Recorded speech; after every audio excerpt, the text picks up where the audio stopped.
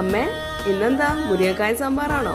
അല്ല, ഇന്ന് നമുക്ക് മുരിങ്ങക്കായ കൊണ്ട് ടേസ്റ്റിയായ ഒരു സ്പെഷ്യൽ കറി ഉണ്ടാക്കി നോക്കാം. ഓക്കെ.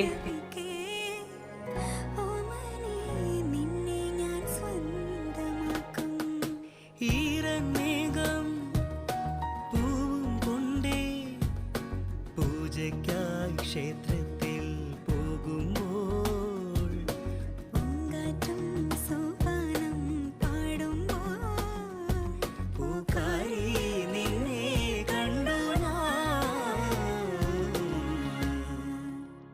മുരിങ്ങക്കായ എല്ലാം വെന്ത് കഴിഞ്ഞു. നമ്മുടെ കറി റെഡി ആയിട്ടോ. ഓ, ഇത്ര സിമ്പിളായിരുന്നോ? പൂഞ്ചിറകുകൾ നേടി വാനിൻ അതിരുകൾ തേടി